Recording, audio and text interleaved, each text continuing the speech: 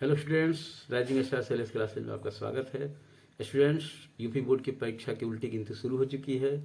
मात्र 5 दिन शेष हैं, इसलिए कुछ जो महत्वपूर्ण टिप्स हैं वो मैं आपको देना चाहूँगा। सबसे महत्वपूर्ण बात कि अब नया कुछ भी ट्राई ना करें। ये नहीं सोचें कि मैं ये पढ़ लूँ, ये छूट रहा, ये पढ़ लूँ, बल्कि जितने भी चीज़ें आपने पढ़ी हैं या जितनी भी चीज़ें मैं पढ़ाई हैं या कहीं से भी आपने पढ़ा है उसी की पुनरावृत्ति करें, उसी का रिवीजन करें। नया कुछ भी ट्राई नहीं करें। एक और महत्वपूर्ण बात आप कर सकते हो कि जो चीज़ें आपने पढ़ी हैं वो सुबह जगो और सुबह उसकी पुनरावृत्ति करो, क्योंकि सुबह का वातावरण शांत होता है और काफ़ी चीज़ें बड़ी आसानी से याद हो जाती हैं। तो ये कुछ चीज़ें हैं जिसे आपको अपनाने की ज़रूरत है।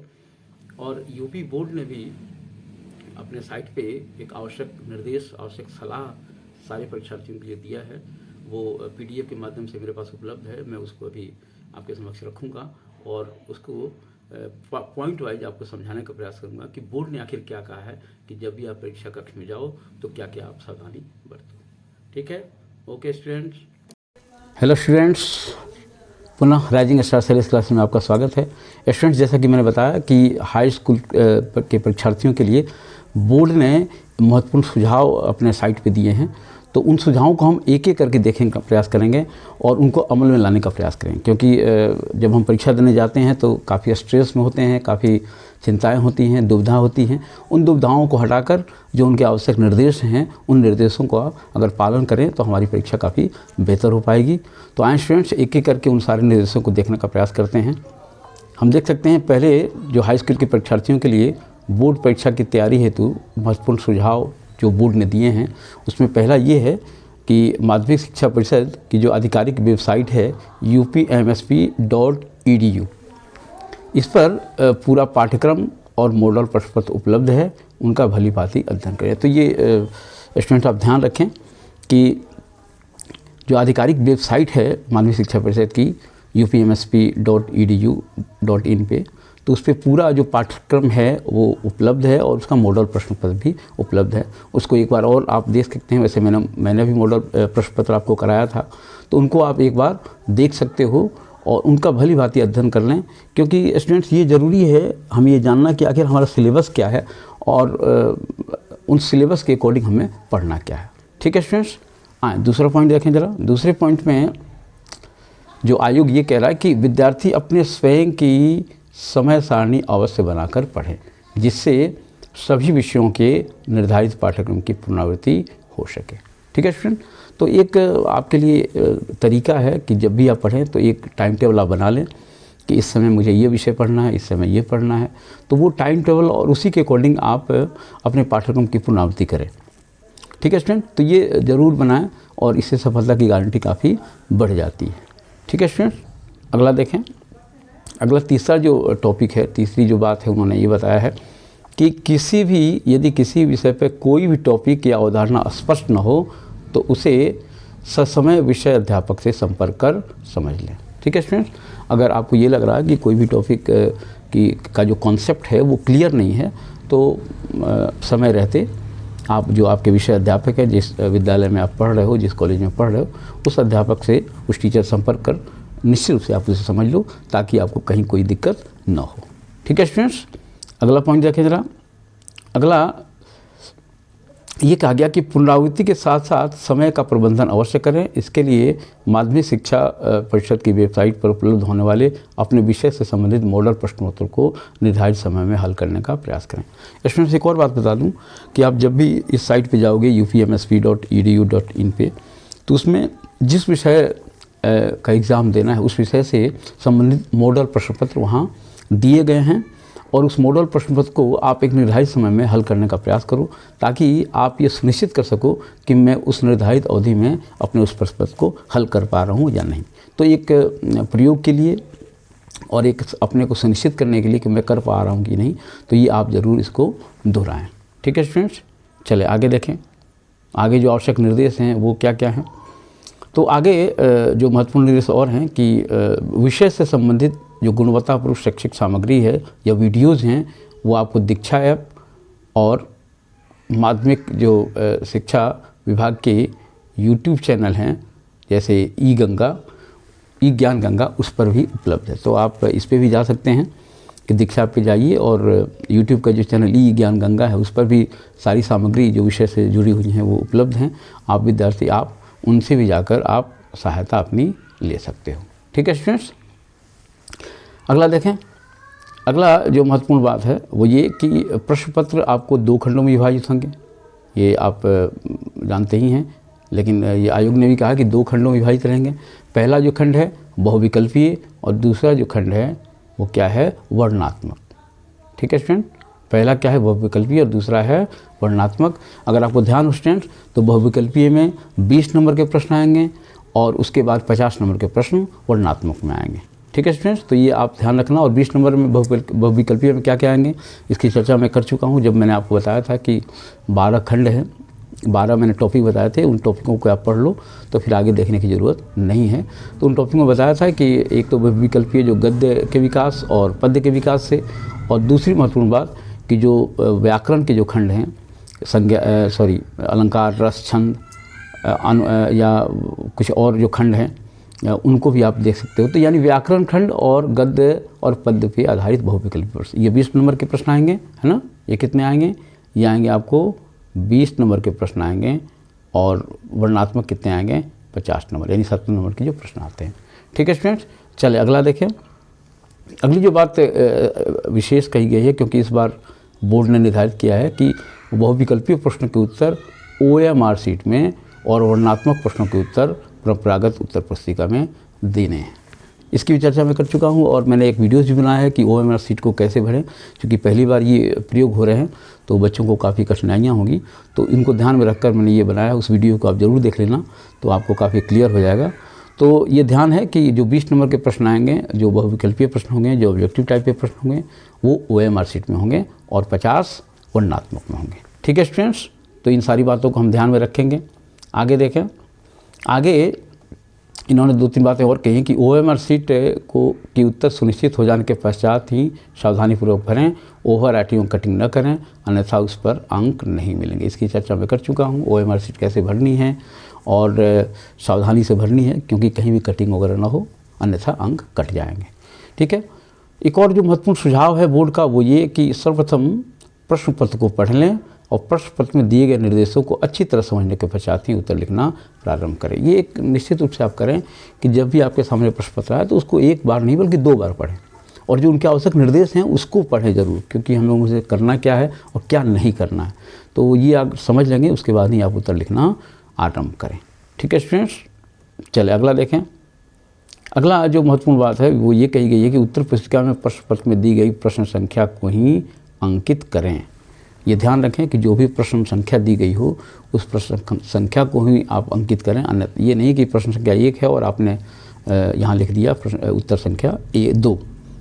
ठीक है, तो ध्यान रखें जो प्रश्न पत्र हो, प्रश्न पत्र में जो प्रश्न संख्या दी गई हो उसी प्रश्न संख्या के अकॉर्डिंग आपको लिखना है। ठीक है, और एक महत्वपूर्ण बात कि जो खंडवार प्रश्नों के उत्तर खंडवार ही लिखें। जैसे 2 खंड में हैं, मैंने इसकी पहले चर्चा की, खंड क और खंड ख, तो खंडवार ही आप प्रश्न पत्रों को लिखें। खंड क में जो बहुविकल्पी हैं वो तो खैर उसमें हो ही जाएंगे, और खंड ख में जो भी होंगे वो उस, यानी आप ये निश्चित रूप से दर्शाओ कि ये खंड क के प्रश्न हैं और ये खंड ख के प्रश्न हैं। ठीक है, एक और महत्वपूर्ण बात उन्होंने बताया कि प्रश्न पत्र पर जिन प्रश्नों का उत्तर स्पष्ट हो उसे पहले हल करें, समय नष्ट न करें। कई बार होता है स्टूडेंट कि हम पहला प्रश्न शुरू करते हैं और हो सकता है कि पहले प्रश्न में ही हमें दिक्कत आ रही हो, तो हम करते क्या है कि उसी प्रश्न में हम अटक के रह जाते हैं और उसी प्रश्न को बार बार करना चाहते हैं। होता क्या है, उससे हमारा समय काफ़ी नष्ट होता है। तो ध्यान रखें स्टूडेंट कि जब आप देखें कि पहला प्रश्न अगर नहीं कर पा रहे हो तो दूसरा प्रश्न अगर आप कर पा रहे हो तो दूसरे प्रश्न को पहले कर लो।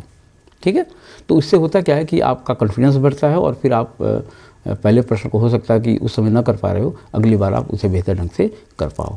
ठीक है स्टूडेंट्स, चले अगला जो निर्देश बोर्ड का है वो क्या है कि उत्तर पुस्तिका में कार्य स्वच्छता एवं स्पष्टता से करें। तो ये स्पष्ट है स्टूडेंट कि जब भी आप लिखें उत्तर तो बिल्कुल साफ स्वच्छ अक्षरों में लिखने का प्रयास करें, क्योंकि उससे भी आपके नंबर निर्धारित हैं। अच्छे लिखेंगे तो आपको अच्छे नंबर मिलेंगे, तो साफ़ सुथरे लिखने का प्रयास करें, ये बोर्ड का निर्देश है। ठीक है, एक और महत्वपूर्ण बात जो बोर्ड ने बताया कि प्रश्न पत्र पूरा हल करने के पश्चात सुनिश्चित हो लें कि आपके द्वारा प्रश्न पत्र में अंकित सभी प्रश्नों का हल कर लिया गया है। कई बार होता क्या है कि हम कर लेते हैं और कई बार बीच में जो कठिन होते हैं उसको छोड़ देते हैं, आगे बढ़ जाते हैं और बाद में हमें ये लगता है कि हमने वो प्रश्न कर लिया है। तो एक बार ज़रूर आप जब पूरा प्रश्न पत्र कर लें तो एक बार पुनः पुनरावृत्ति करें और शुरू से लेकर लास्ट तक देखें कि कहीं ऐसा तो नहीं हुआ कि हमने कोई प्रश्न छोड़ दिया। ठीक है, तो उससे क्या होगा, अगर कोई प्रश्न आपने छोड़ा है तो उस प्रश्न को आप फिर से देख सकते हो। ठीक है स्टूडेंट्स, चले अब हम देखें जो कक्षा 10 के जो हिंदी विषय के जो महत्वपूर्ण निर्देश हैं कि हिंदी विषय को कैसे लिखने हैं, उसके संदर्भ में इन्होंने निर्देश बोर्ड ने दिए हैं, उसको भी हम देख सकते हैं। बोर्ड ने ये कहा कि हिंदी विषय के अंतर्गत गद्य, पद्य, संस्कृत खंड, व्याकरण, काव्य सौंदर्य, खंडकाव्य एवं निबंध सम्मिलित हैं। ये तो स्पष्ट है, ये इनके विभाजन हैं हिंदी के। और परीक्षा में सफलता प्राप्त करने के लिए समय का उचित प्रबंधन करके संपूर्ण पाठ्यक्रम का एकाग्रतापूर्ण पुनरावृत्ति करें एवं विषय को रटने के स्थान पर भली भांति समझकर पढ़ें। तो ये एक आवश्यक निर्देश है और ये हर स्टूडेंट को करना चाहिए। अगर ऐसा नहीं करेंगे तो उन्हें दिक्कत आएगी। कहने का अर्थ ये कि इसके माध्यम से बोर्ड ने ये कहा कि हमारे जो खंड हैं हिंदी के अलग अलग वर्गों में बटे हुए हैं, चाहे गद्य हों, पद्य हों, संस्कृत खंड, व्याकरण, है ना, खंडकाव्य, निबंध, तो इनको क्या करना है कि एक निश्चित समय के अनुसार हमें एक उचित प्रबंधन करना है कि 5 मिनट में हमें एक प्रश्न करना है, 3 मिनट में ये करना है। तो एक निश्चित इसके लिए क्या है कि आप बार बार अभ्यास करो और इसके लिए आयोग ने कहा भी है कि जो आपको मॉडल पेपर दिए गए हैं उस मॉडल पेपर को आप फिर से देख लो और एक निश्चित समय में जो आपको दिए गए हैं निर्धारित समय, उस निर्धारित समय उसे करने का प्रयास करो ताकि आपको ये अभ्यास हो जाए कि हम निर्धारित अवधि में अपने प्रश्न पत्र को कर पा रहे हैं। ठीक है स्टूडेंट्स, अगला जो निर्देश है उसे देखें। निर्धारित काव्य का अध्ययन करते समय कविता में निहित काव्य सौंदर्य के तत्वों जैसे रस, छंद, अलंकार को रेखांकित करें और परिभाषा एवं उदाहरण का अभ्यास करें। स्पष्ट है कि जब काव्य का अध्ययन करें तो कविता में जो भी उनके आवश्यक जो सौंदर्य, काव्य सौंदर्य के तत्व हैं जैसे रस, छंद, अलंकार, तो उनको रेखांकित करें कि इस पद्य में ये अलंकार है, इस पद में ये छंद है, इस पद में ये रस है, जो भी हो, और उनकी परिभाषा उदाहरण का भी लगातार अभ्यास करें ताकि आप परीक्षा में उसे बेहतर तरीके से कर पाएँ। ठीक है स्टूडेंट्स, आगे देखें। आगे बोर्ड ने ये कहा कि गद्य के अंतर्गत लेखकों की रचनाओं को पढ़ते समय प्रत्येक अध्याय के मूल भाव को समझें। जब भी गद्य में कोई लेखक अपने गद्यांश के माध्यम से या गद्य के माध्यम से अपनी बात रखता है तो उसके जो मूल भाव है उसको समझने का प्रयास करें तथा उसका सारांश, उद्देश्य तथा भाषा शैली को अपने शब्दों में लिखने का अभ्यास करें। ये रेगुलर हम लगातार अभ्यास करेंगे तो हम बेहतर तरीके से कर पाएंगे। ठीक है स्टूडेंट्स, आगे व्याकरण खंड में इन्होंने निर्देश दिया कि शब्द रचना के तत्व जैसे उपसर्ग, प्रत्यय, समास, पर्यायवाची, तत्सम शब्द इत्यादि के नियम एवं परिभाषा को भली भांति समझ लें एवं अभ्यास करें, जिससे प्रश्न पत्र को हल करते समय व्याकरण में एवं वर्तनी संबंधी अशुद्धि का अभाव रहे एवं नए शब्द रचना एवं वाक्य गठन में सहायता मिले। तो ये स्टूडेंट आप ध्यान रखना, जब भी ये जो व्याकरण के खंड हैं उनको अगर सही तरीके से हमने समझ लिया है और लगातार हमने अभ्यास किया है तो अशुद्धियाँ, जो वर्तनी संबंधी अशुद्धियाँ होती हैं वो हमसे नहीं होंगी और निश्चित रूप से अगर ये नहीं होती हैं तो हमें अधिक नंबर मिलने की संभावना बढ़ जाती है। ठीक है स्टूडेंट्स, आगे देखें।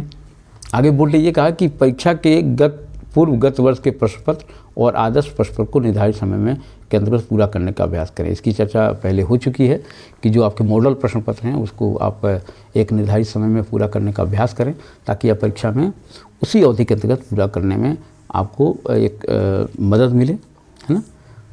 अगली बात जो है वो ये कि सर्वप्रथम प्रश्न पत्र को पढ़ लें, प्रश्न पत्र के दिए गए निर्देशों को अच्छी तरह समझने के पश्चात ही उत्तर लिखना प्रारंभ करें। इसकी भी चर्चा हो चुकी है कि जब प्रश्न पत्र आपके सामने आए तो सबसे पहले उसके जो आवश्यक निर्देश हैं उसे हम पढ़ें और उसके बाद ही उत्तर लिखना शुरू करें।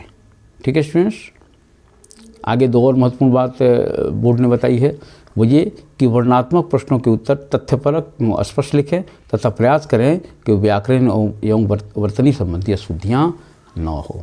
तो ठीक है स्टूडेंट, जब भी आप सब्जेक्टिव क्वेश्चन लिखोगे तो उसमें ये ध्यान रखना है कि जो आप उत्तर दें वो तथ्यपरक हो, फैक्ट हो उसमें और स्पष्ट हो, और प्रयास हम करें कि व्याकरण और जो वर्तनी संबंधी अशुद्धियाँ हो वो न्यूनतम रहे या न हो।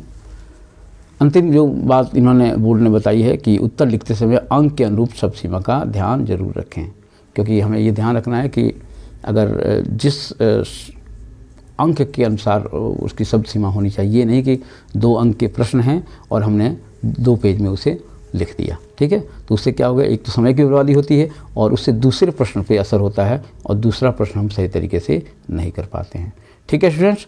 तो हमने ये देखा कि कैसे जो माध्यमिक शिक्षा चयन बोर्ड आयोग ने आपके लिए जो निर्धारित आवश्यक सलाह दी है, आवश्यक निर्देश दिए हैं कि इन सलाहों पे चल के हम अपने परीक्षा को काफ़ी बेहतर तरीके से कर पाएंगे और अधिकाधिक अंक प्राप्त कर सकते हैं, ठीक है स्टूडेंट्स।